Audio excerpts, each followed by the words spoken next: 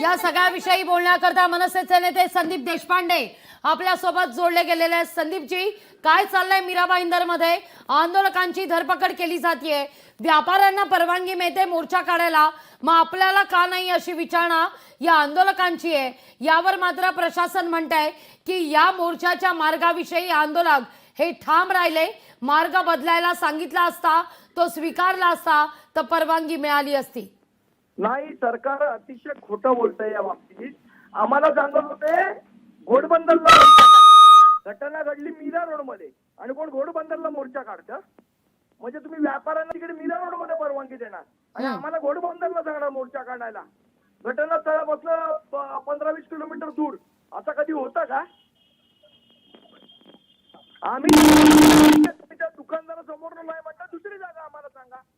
पण त्याच्यावर यांना परवानगी द्यायचीच नव्हती, यासाठी ही सगळी नाटकं पोलिसांची चालू होती।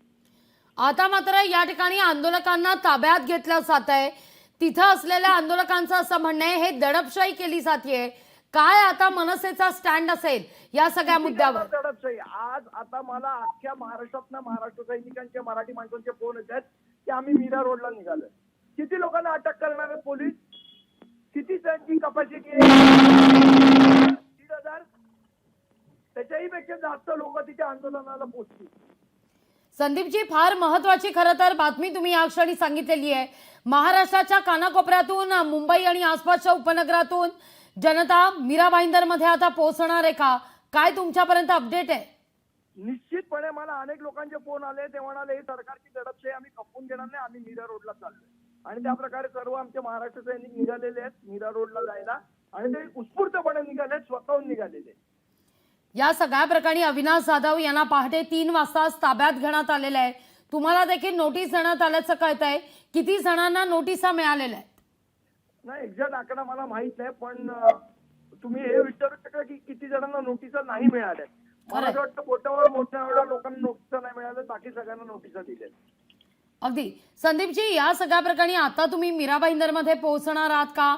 तुम्ही या सगळ्या संदर्भात राज ठाकरेंशी काही चर्चा करताय का? काय घडतंय शिवतीर्थावर? नाही, मला तर वाटतं जे घडायचं ते दिसेलच लोकांना, त्याच्यावर मला माध्यमांची मधनं चर्चा नाही करायची आहे। जे घडणार ते पोलिसांना दिसेल आता। अगदी। तुम्ही या सगळ्या संदर्भात थेट इशारा देताय संदीपजी? नाही, इशारा नाही, हा राग आहे। अगदी। कोणतरी 50-100 गुजराती व्यापाऱ्यांना तुम्ही मोर्चाची परवानगी देता आणि मराठी माणसाची भावना तुम्ही इथे दडपू बघताय, हे चालणार नाही। हे गुजरातचं सरकार आहे का महाराष्ट्राचं सरकार आहे?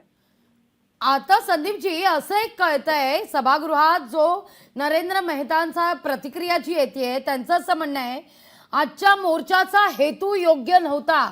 त्या दिवशीचा मोर्चा निघालेला त्याचा हेतू योग्य होता। असं आहे की तो व्यापारी येऊन आमच्या अविनाश जाधवला भेटलेला होता, त्यांनी हे मान्य केलं होतं की माझी चूक झाली, आणि त्यानंतर ह्या नरेश मेहतानी त्यांना चिथवलं व्यापाऱ्यांना की तुम्ही मोर्चा काढा, आणि त्याच्यामध्ये भाजपचे कार्यकर्ते सहभागी होते। हे नरेश मेहता विसरले का? अगदी। पोलीस योग्य कारवाई करतात असं म्हणतायत ते? मुळात ही देणार नाही। आता आम्हाला बघायचंच आहे की सरकारची दडपशाही मोठी का मराठी माणसाचा आवाज मोठा। अगदी।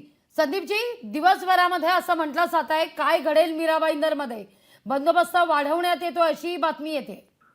नाही, किती वाढवाना बंदोबस्त? आम्ही शांतता मार्गाने आंदोलन करतोय, धरा आम्हाला आणि टाका जेलमध्ये। आम्हाला बघायचंच आहे जेल मोठी आहेत का आम्ही मोठे आहोत। अगदी। तुम्ही पोहोचताय का मीरा भाईंदर मध्ये आता? किती?